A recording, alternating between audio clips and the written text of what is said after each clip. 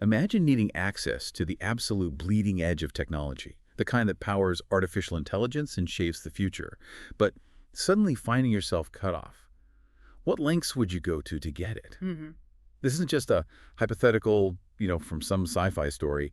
It's the very real, high-stakes reality for many players in the global tech race, especially when we talk about the absolutely crucial world of AI chips. Yeah, it's a situation where that technological ambition crashes right into geopolitical strategy, and the fallout, well, it creates incredible pressure points, forces really rapid innovation, and carves out entirely unexpected pathways for businesses and nations alike. That's exactly right.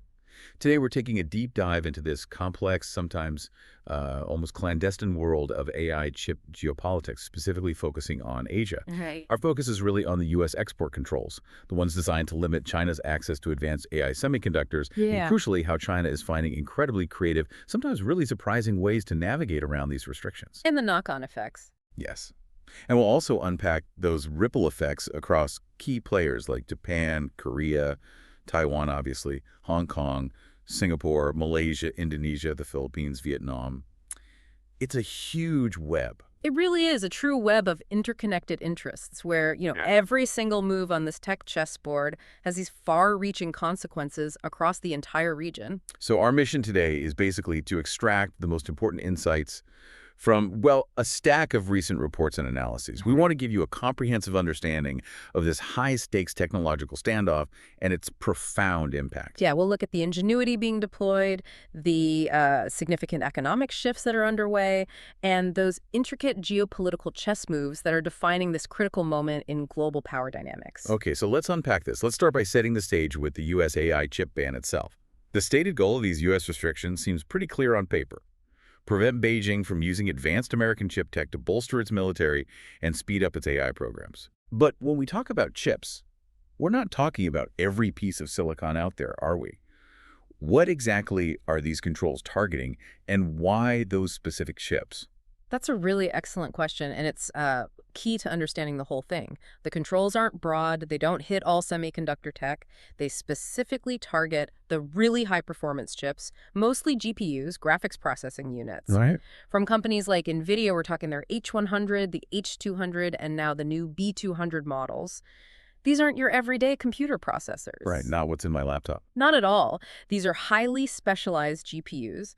They're designed with thousands of parallel processing cores. It's an architecture that's just uniquely suited for the massive simultaneous computations you need to train large language models and other really complex AI algorithms. So they're the workhorses. They are the absolute workhorses for advanced AI systems, essential for pushing the boundaries of AI development. The U.S. sees these as dual-use technologies, Hmm. meaning they have both civilian uses, commercial AI, but also significant potential military applications. And that makes their export a really sensitive geopolitical issue. The core concern is that access to these specific chips could give China a critical advantage in areas like advanced weaponry or, say, surveillance systems. And what's particularly interesting here is NVIDIA's perspective, especially from their CEO, Jensen Huang. He's been, well, surprisingly blunt about the impact of these He controls. really has. What's his main argument, and what are the direct impacts he's pointing to for NVIDIA? Huang has been quite outspoken, yeah. He stated publicly, and I think this quote really captures it, the goals of the export controls are not being achieved. And he added that the restrictions are, quote, doing more damage to American business than to China. Wow, strong words. Very strong. And it's not just talk, it's backed by some pretty serious financial hits. Nvidia reportedly missed out on an additional, wait for it, $2.5 billion in revenue. Billion, with a Yeah. B. Billion. Just because these export restrictions stopped it from shipping its China-specific H20 AI chips. That's a huge figure, puts a very clear number on the direct financial cost to a leading American tech company. That's staggering. And it gets more strategic.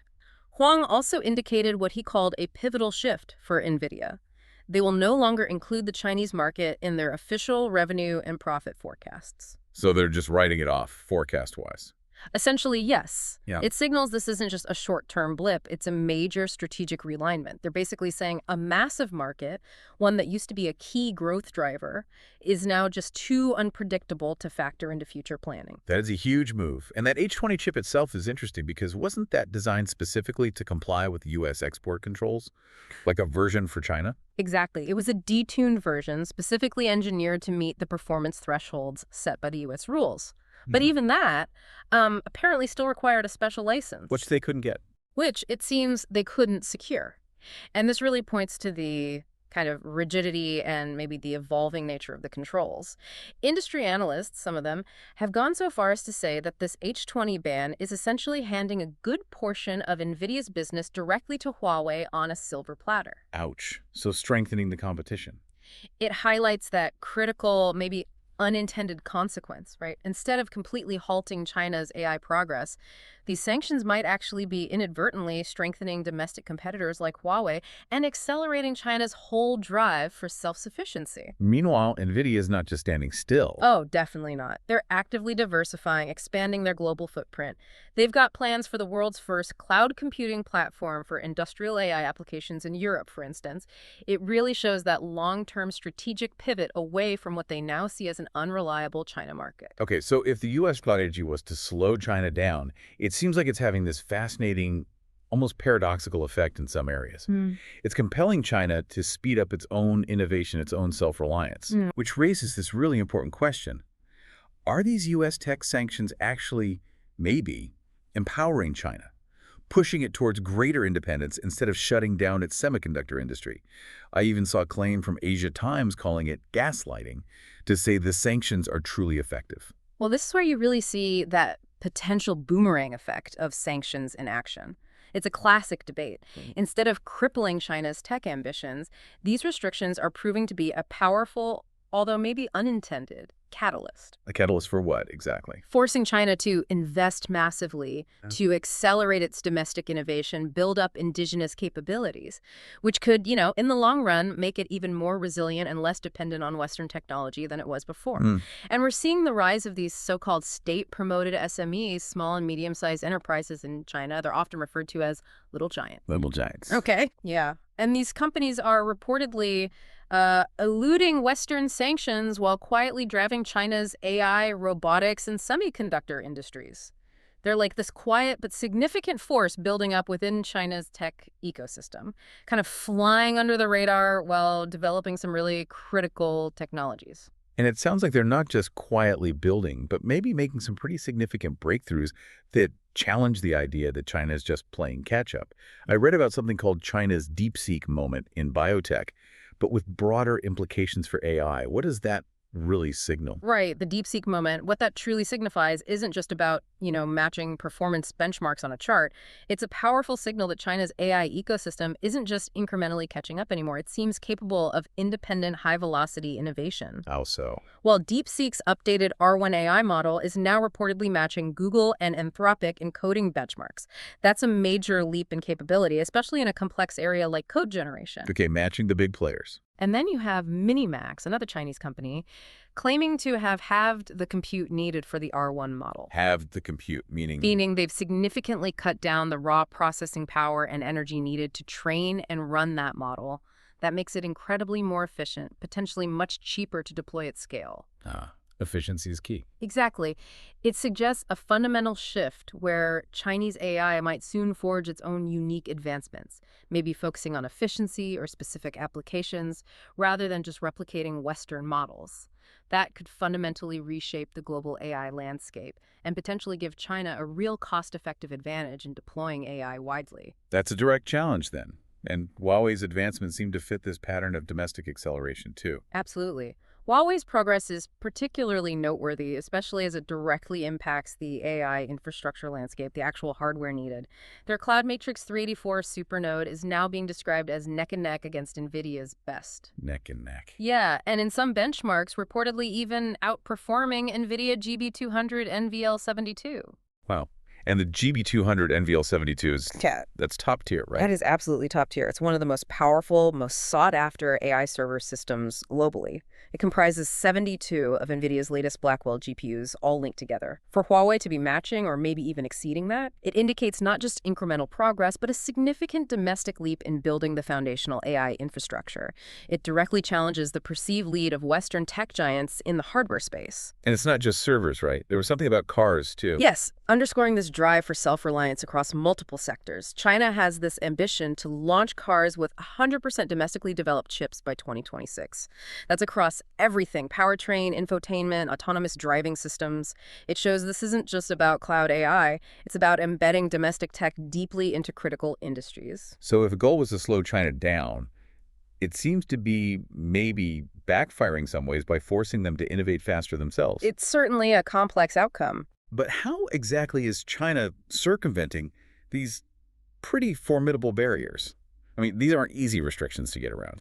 That brings us to some truly ingenious and maybe sometimes illicit methods they seem to be employing to get their hands on this critical AI tech. Right.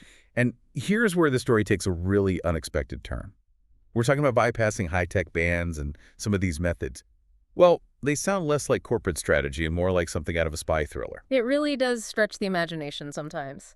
One extraordinary method, which has been pretty widely reported now, involves Chinese AI companies literally flying suitcases full of hard drives to Malaysia. Suitcases. Full of hard drives. Yes, to physically bypass chip restrictions and digital transfer limitations, the details are quite vivid. Apparently, in early March, 4 Chinese engineers flew from Beijing to Kuala Lumpur. Each one was carrying 15 hard drives. 15 each? 15 hard drives each, with 80 terabytes of data per drive. Do the math on that. It totals a staggering 4.8 petabytes. 4.8 peta, that's almost 5,000 terabytes. Exactly. Of spreadsheets, images, video clips, all the raw data needed for training large AI models. It's less mission impossible with encrypted links and more like, I don't know, planes, trains, and automobiles, but with a very specific, very high-stakes digital payload. Wow. 4.8 petabytes moved physically. Yeah. That is an insane amount. What was the thinking there? Why not just use secure online transfers? That seems like the obvious choice for that kind of volume, doesn't it? Well, the rationale seems to be twofold based on the reports. First, for data sets, that colossal 4.8 petabytes is just immense. Trying to transfer that online, even with super high-speed connections, could take weeks, maybe even months. Right, the bandwidth needed. Exactly. And it would create this huge, easily detectable digital footprint that could be flagged by surveillance or digital export controls. Physical transport, believe it or not, was deemed significantly faster. Faster, really? Faster, and also less likely to attract the attention of, say, international cyber surveillance. Stealth was key. Second, dividing the drives among 4 different passengers was a deliberate tactic. Ah, to avoid suspicion. Precisely. To avoid triggering alarms with Malaysian customs and immigration, they might get suspicious if one person showed up with, 60 hard drives. Spreading it out lowered the profile. It was all about speed and stealth, minimizing the digital trail, and avoiding immediate detection at the border. Okay, so they land in Malaysia, suitcases full of petabytes. Yeah. What was the destination? What were they going to do with all that data? Their destination was a data center in Malaysia. There, the Chinese company had apparently rented approximately 300 Nvidia AI servers. 300 servers. Yeah, and these servers could potentially contain up to 2,400 high-performance GPUs, likely Nvidia H100s or similar models, the very chips they can't easily get directly in China. These servers were needed to process that vast amount of data and actually build their complex AI models. So they brought the data to the restricted chips, basically. That's the workaround. And this wasn't some spontaneous trip. It was reportedly a meticulously planned operation taking several months of preparation.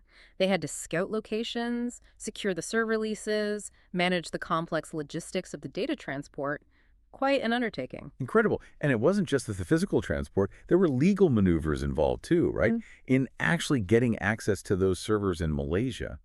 How did they navigate that, especially as things started to tighten up elsewhere in the region, like Singapore? This is where the ingenuity goes beyond just the physical logistics into corporate structuring. Initially, the reports say the Chinese company used a Singapore-registered subsidiary to sign the rental agreements for these servers. Okay, Singapore makes sense, a major hub.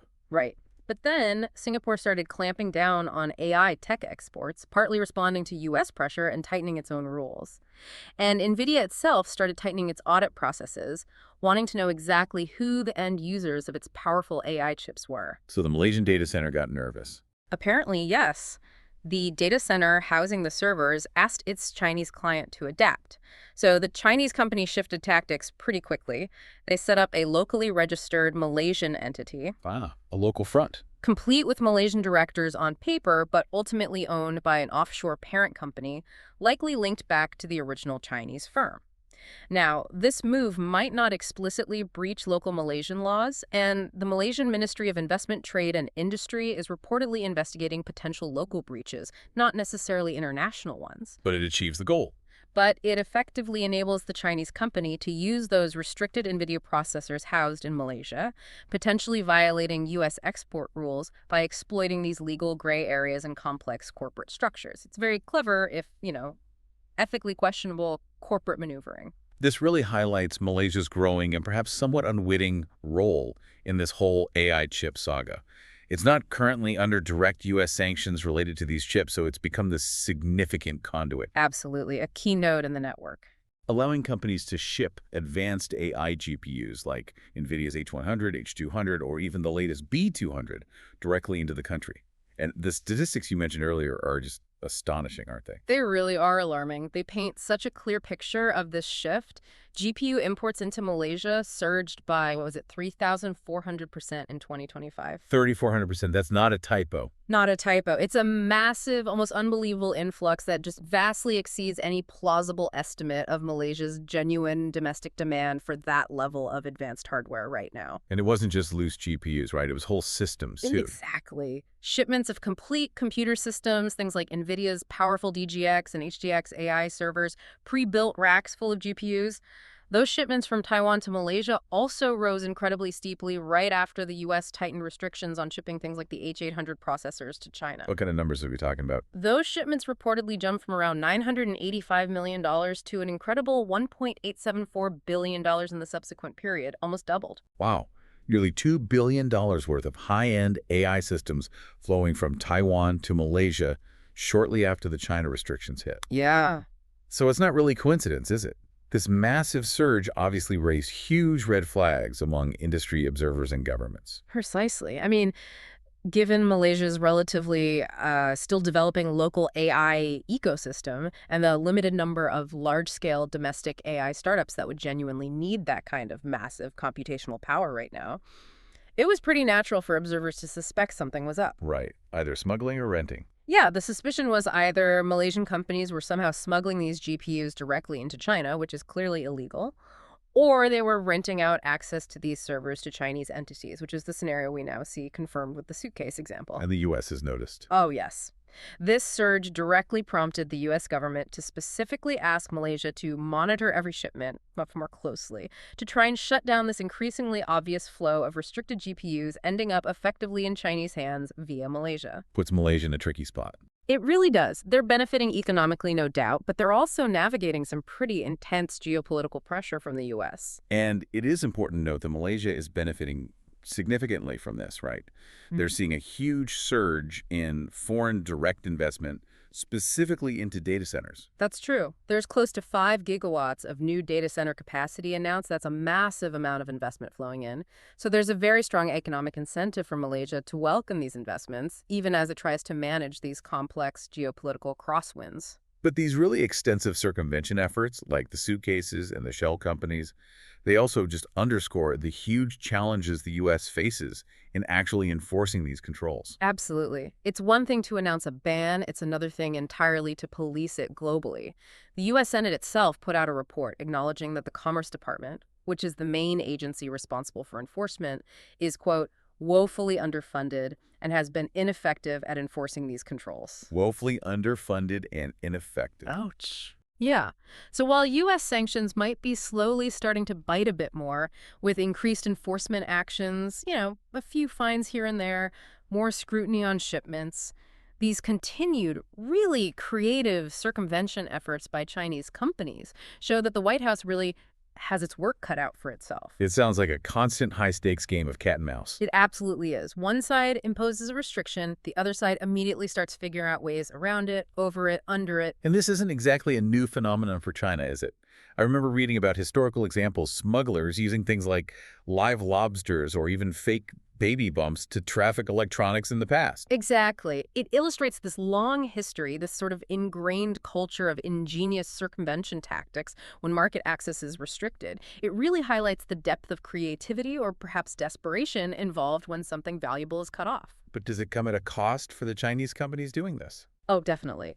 While these methods allow them to get access, it's not free. There's a significantly increased financial cost. They have to pay a higher risk premium demanded by the suppliers in this gray or black market for servers and chips. So it's more expensive than buying direct. Much more expensive. The entire supply chain becomes more complex, way less efficient, and significantly pricier. It adds this substantial risk premium to their operations.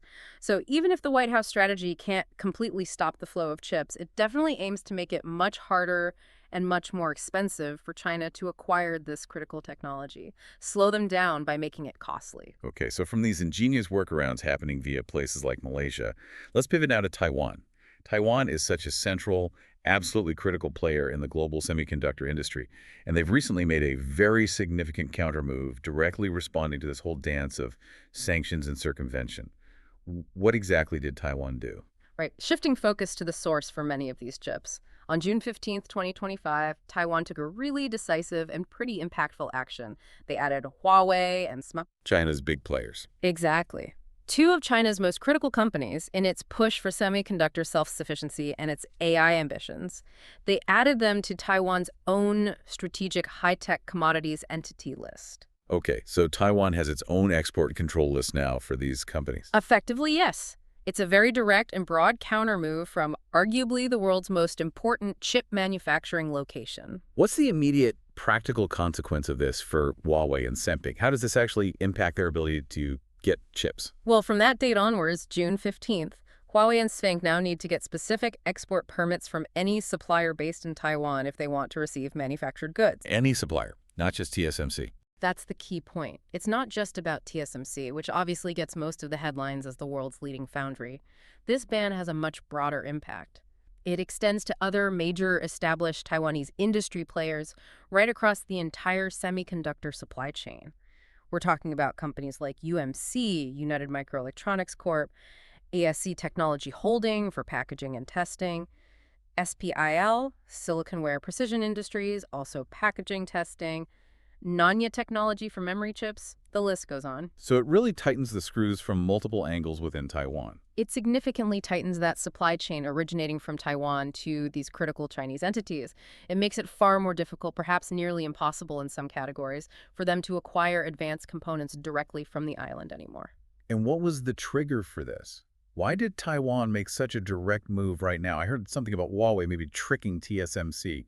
That sounds pretty serious. That's absolutely correct, and it appears to have been a major catalyst. The immediate trigger for Taiwan's ban was this damning report suggesting that Huawei had reportedly used shell companies. Shell companies, like the ones used in Malaysia. Similar tactics, it seems, used these shell companies to basically deceive TSMC into manufacturing about 2 million band advanced AI compute chiplets. These were apparently for Huawei's Ascend 910 series AI processors, their competitor to Nvidia's chips. So they deliberately tried to hide who the end customer was. That's the allegation. It was seen as a direct breach of existing understandings, and specifically, it flew in the face of previous U.S. requests at TSMC to halt supplies of advanced chips to certain Chinese customers, including Huawei. Had TSMC been caught before? In fact, yes. TSMC had actually faced a fine earlier for unknowingly supplying Huawei through other channels, which just highlights how complex and challenging compliance can be, even for a company like TSMC. But this recent, more direct deception seems to have been the final straw for the Taiwanese government. So this ban was Taiwan basically saying, okay, enough is enough. We need stricter government controls to stop this from happening again. Precisely. Taiwan's stated goal for these stricter government controls is explicitly to prevent similar mistakes in the future. They emphasize the meaningful and impactful nature of this decision. It's a very clear signal of Taiwan's commitment to aligning more closely with the U.S. strategy on restricting access to advanced chip technology. It's not just about compliance anymore. It looks like a proactive step to protect the integrity of its own vital industry and its crucial international partnerships, especially with the U.S.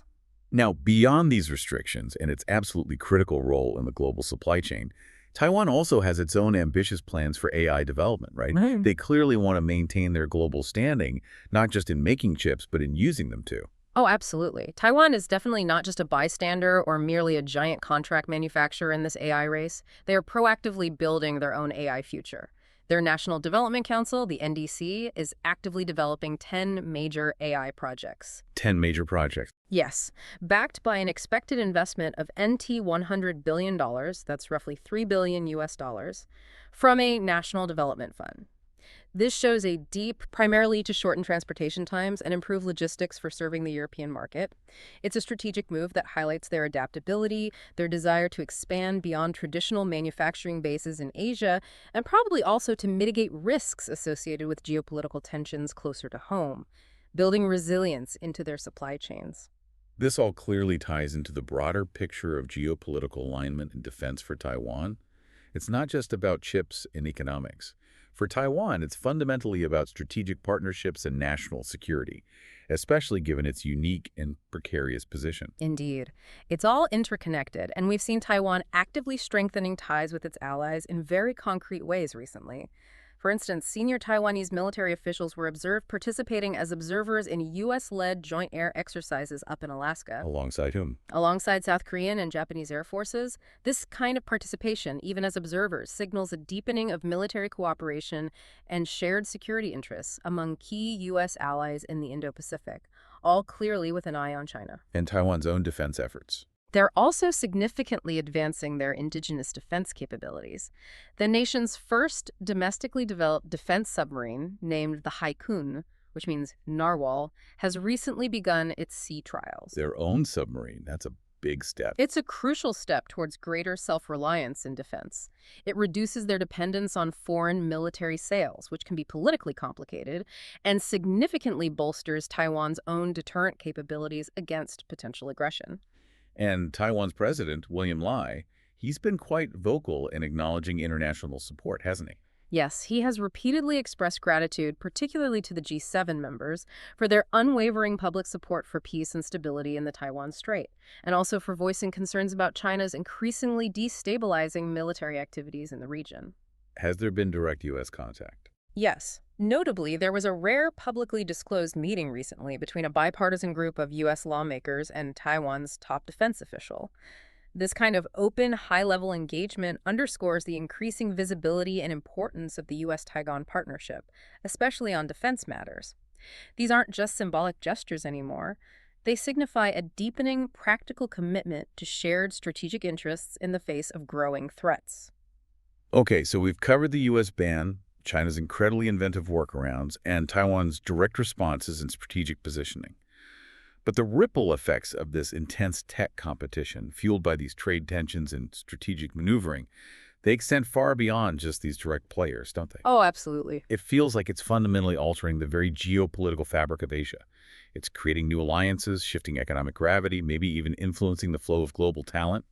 Let's zoom out a bit and explore some of these broader realignments across the region. Right. What's become really abundantly clear is this ongoing, almost urgent need for some kind of U.S.-China trade truce, primarily because of the negative impact the tensions are having on what are often described as Asia's shaky economies. How are the tariffs playing out? Well, the tariffs themselves are proving to be a real double-edged sword.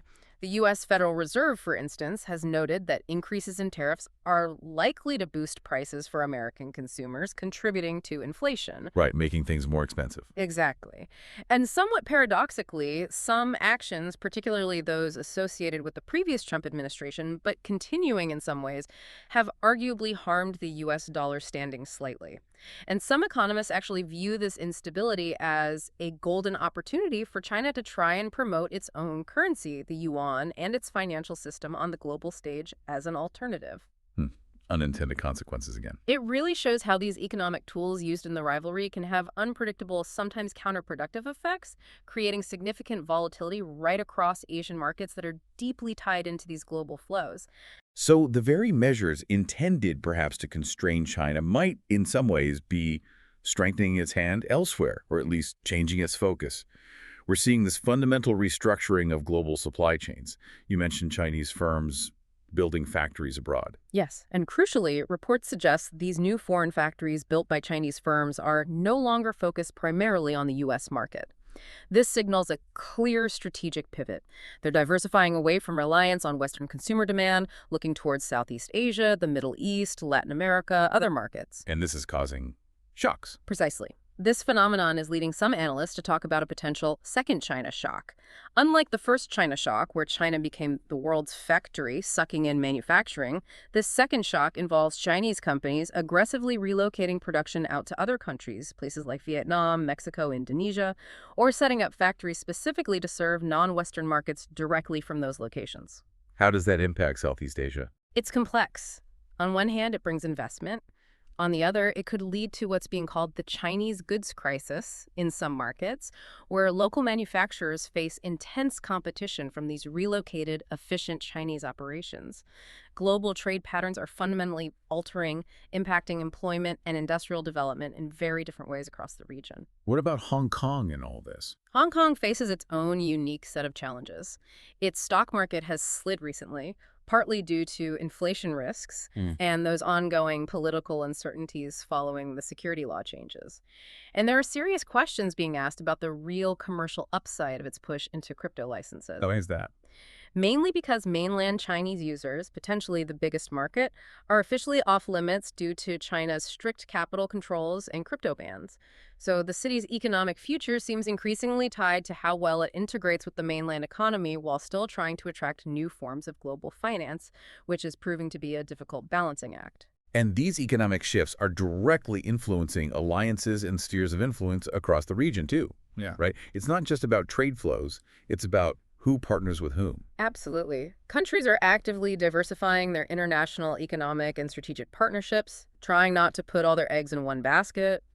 Vietnam, for instance, is making a very interesting strategic move to, as one report put it, take a risk and a chance on BRICS. Joining the BRICS group. Exploring closer ties, potentially membership down the line, it signals a clear diversification beyond just traditional Western blocs like the US and EU. This isn't just about trade deals, it's a shrewd strategic calculation.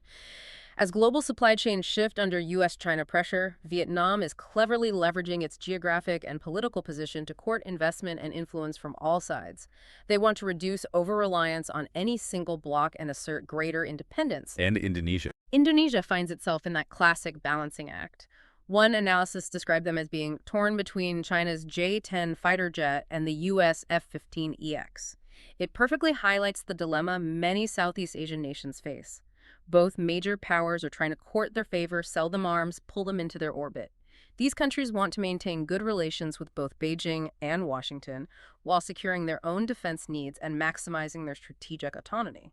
It really does sound like a regional chess game. And we're seeing new partnerships emerge, too, like India and the Philippines. Yes, there's talk of India-Philippines reaching for new strategic horizons.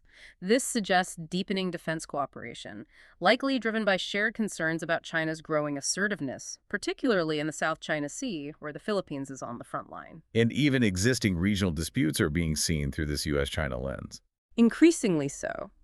You see commentary framing, for example, the Thai-Cambodia clash through a U.S. versus China lens, where long-standing historical tensions or border disputes are now interpreted, rightly or wrongly, through the prism of the larger strategic competition between the major global powers and their perceived proxies or partners in the region. Even further afield. Yes, even in the Pacific. New Zealand recently suspended some funding to the Cook Islands, reportedly over a deal the Cooks made with China.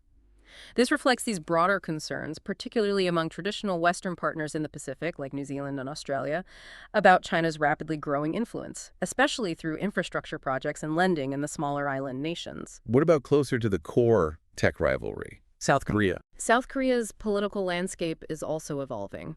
There's ongoing discussion about potential changes in the U.S.-Korea alliance under Lee Jae-myung, the opposition leader. Some analyses are even talking about a potential shift towards a rogue ally status, suggesting maybe a more independent, less automatically aligned foreign policy approach under certain future leadership scenarios.